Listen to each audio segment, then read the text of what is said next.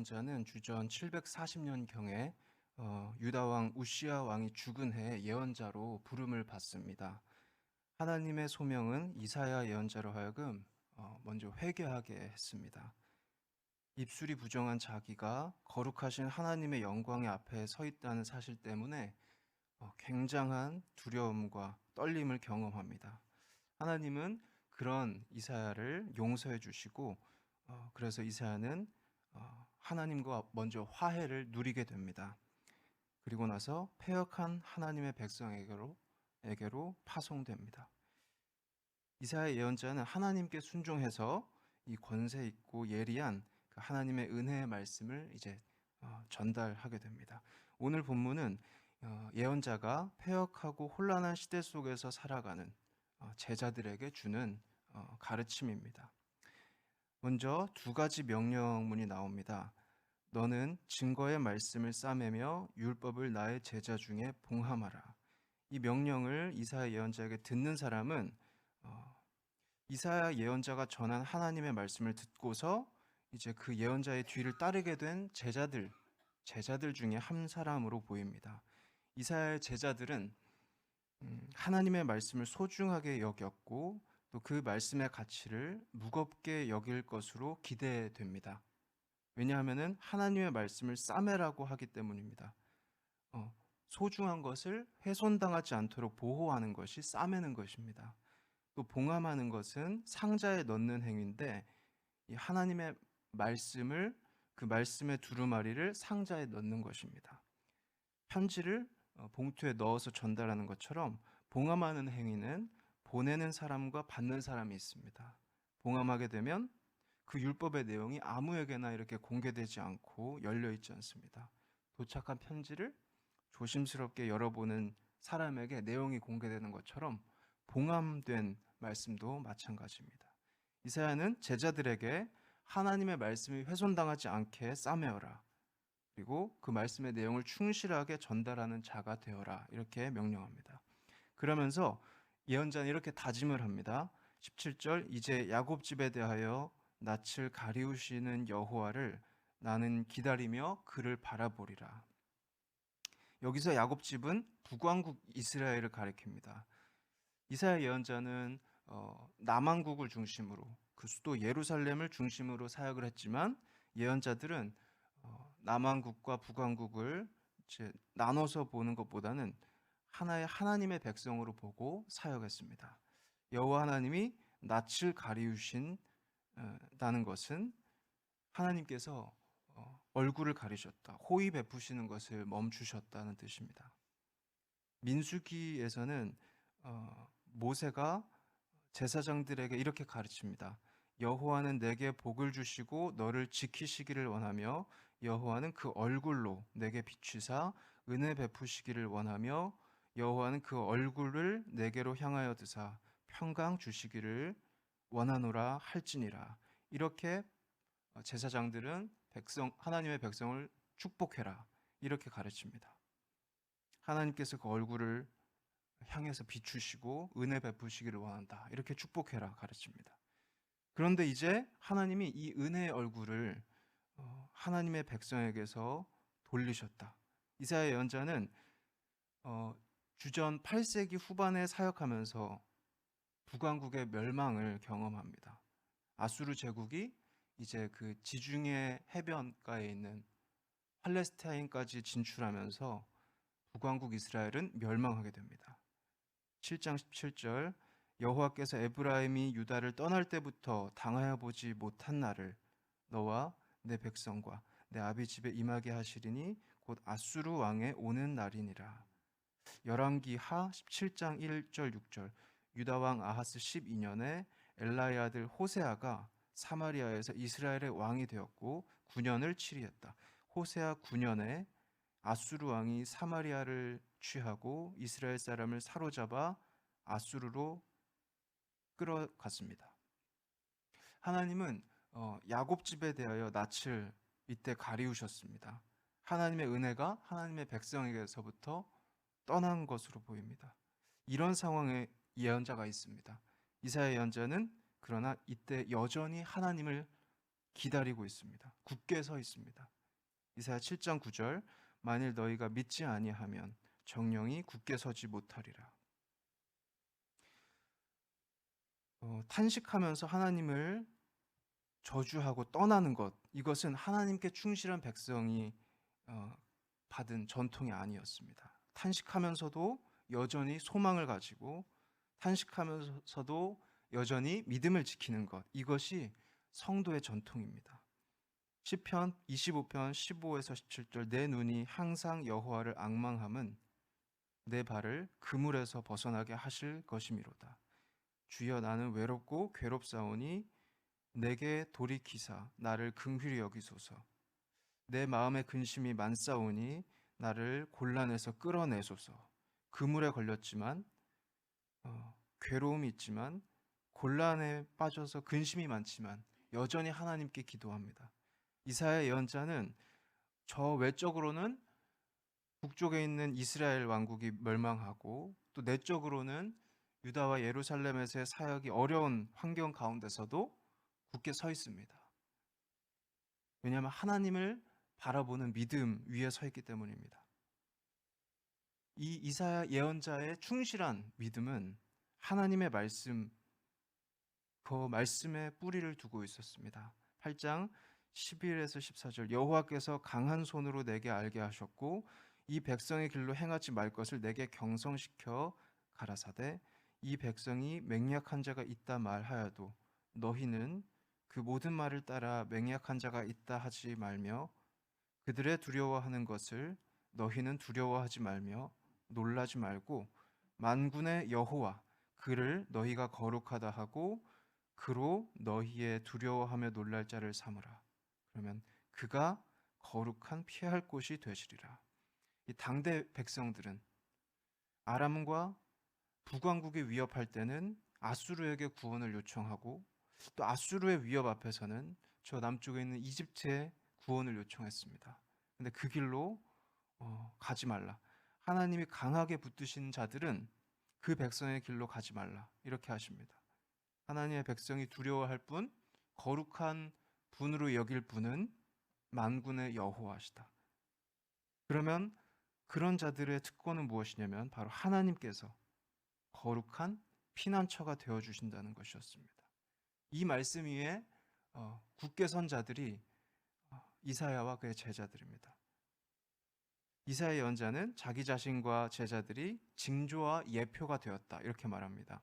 보라, 나와 및 여호와께서 내게 주신 자녀들이 이스라엘 중에 징조와 예표가 되었다. 이는 시온산에 계신 만군의 여호와께로 말미암은 것이니라. 보라라고 말하면서 이제 중요한 내용이 나온다, 이 문장을 강조하고 있습니다. 징조와 예표인데, 징조는 어떤 사건, 또 역사, 이렇게 일련의 역사들이 우리 하나님으로부터 왔고 하나님에 의해서 행해졌다라는 것을 이렇게 되돌아보고 회고할 때 확증해 주는 수단이 됩니다. 그리고 예표는 무언가를 가리켜서 주목하도록 만드는 것입니다. 그래서 징조와 예표가 되었습니다. 이사야와 제자들이 하나님의 백성이 하나님의 임재를, 하나님의 역사를 주목하도록 만드는 그런 이정표가 되었습니다.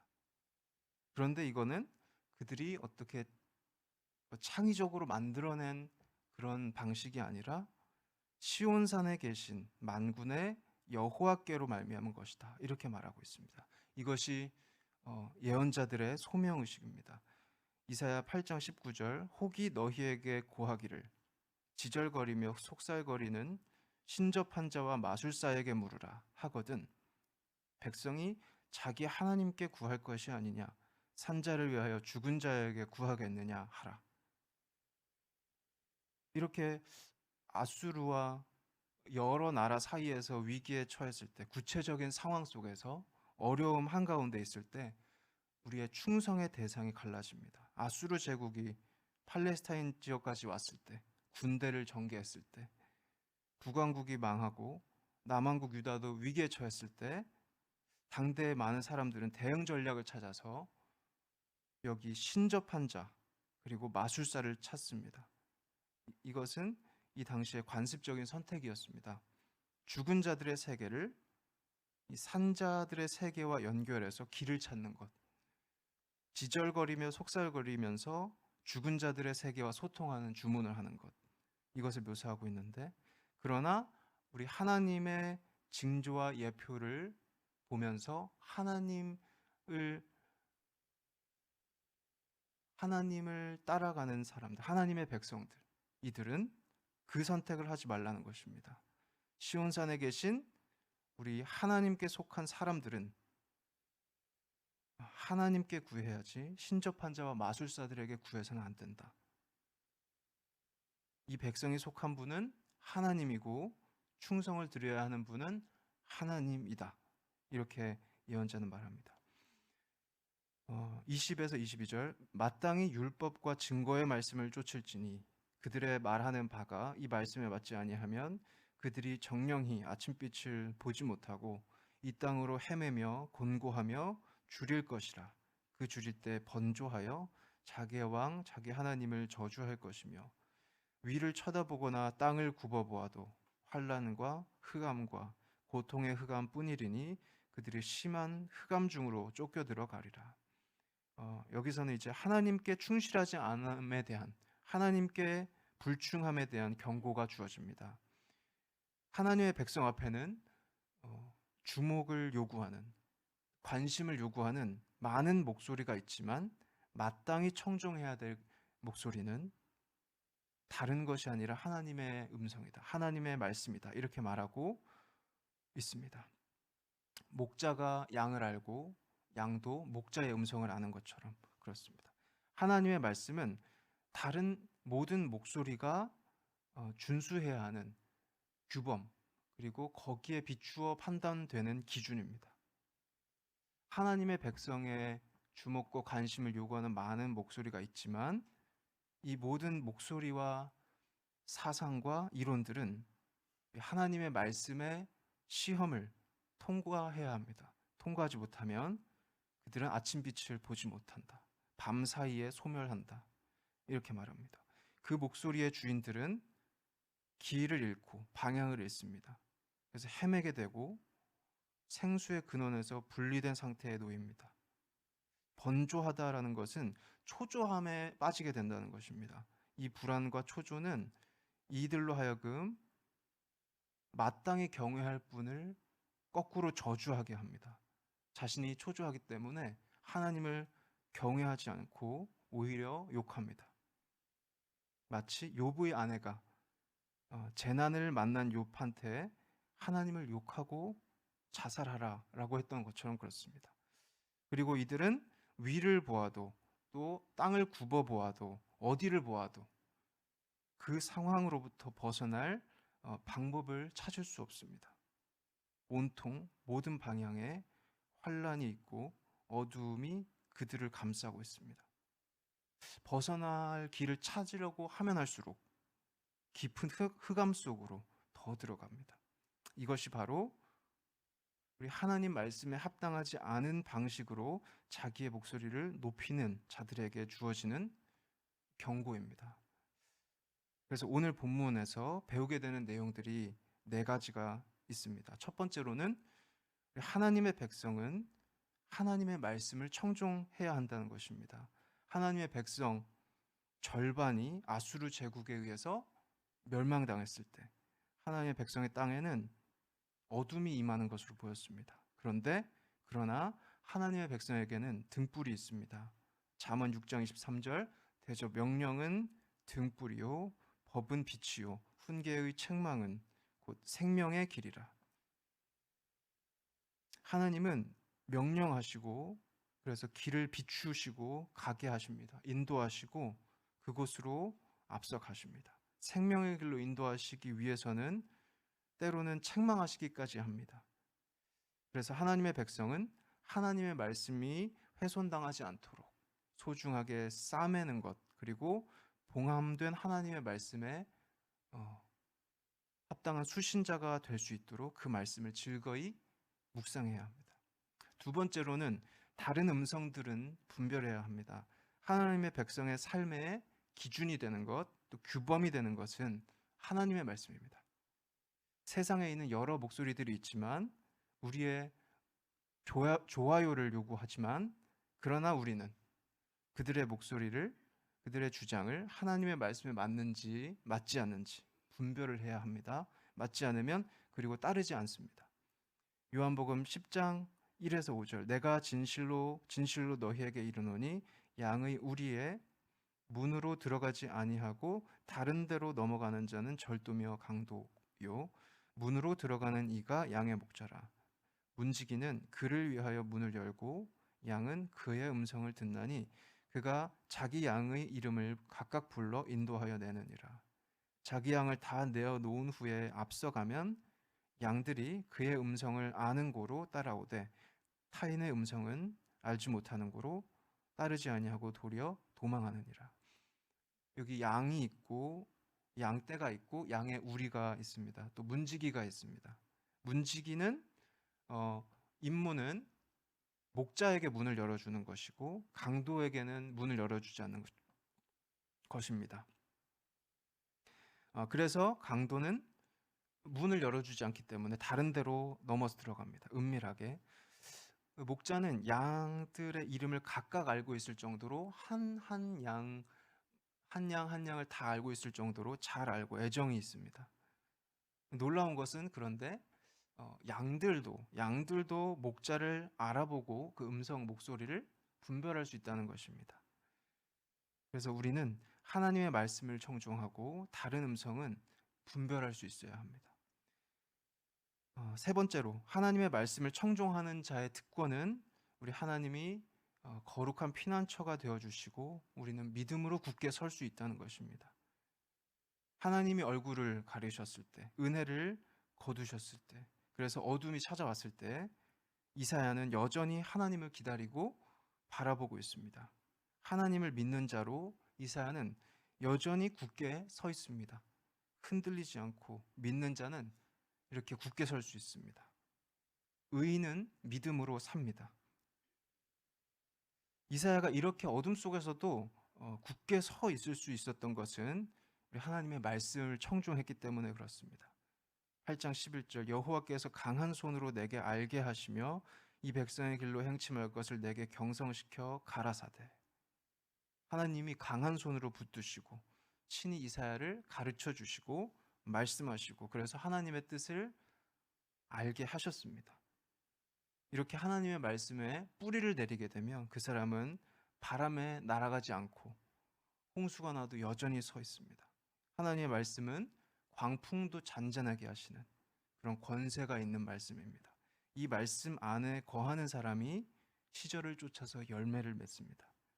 마지막 넷째로 이렇게 이사야와 제자들은 자신이 누구인지 알았습니다. 이분들은 이스라엘 중에 있는 하나님의 징조 그리고 예표가 되었습니다. 일련의 역사가 우리 하나님으로부터 왔다는 것을 상기시키는 그런 존재. 이 소명의식이 이들에게 있었습니다.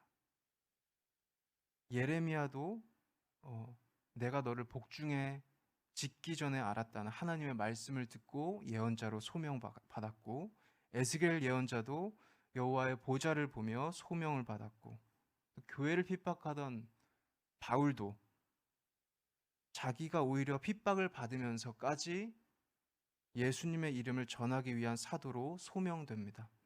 이런 소명이 없었다면 만약에 그랬다면 예언자들과 사도들은 그들이 치명적인 위기 앞에 섰을 때 믿음을 잃고 말았을지 모릅니다. 그리고 맛을 잃은 소금처럼 되었을지도 모릅니다. 그러나 하나님의 소명을 받은 예언자들과 사도들은 자신들이 누구인지 알고 자신이 누구에게 속한지 알았기 때문에 어둠 속에서도 하나님의 얼굴을 여전히 바라보고 기다렸습니다. 환난 속에서도 믿음 위에 굳게 서 있습니다. 그래서 우리로 하여금 하나님의 역사를, 하나님의 영광을 주목하게 하는 그런 징조와 예표가 됩니다. 이제 말씀을 맺겠습니다. 하나님의 백성은 다른 음성은 분별하면서 하나님의 말씀을 청종해야 합니다. 하나님의 말씀을 청종하는 자는 어떤 상황에서도 믿음으로 굳게 설 수 있습니다. 그래서 우리는 하나님의 소유된 백성이고 왕 같은 제사장이기 때문에 하나님의 말씀을 청종하며 믿음으로 굳게 서는 저와 여러분이 되시기를 바랍니다.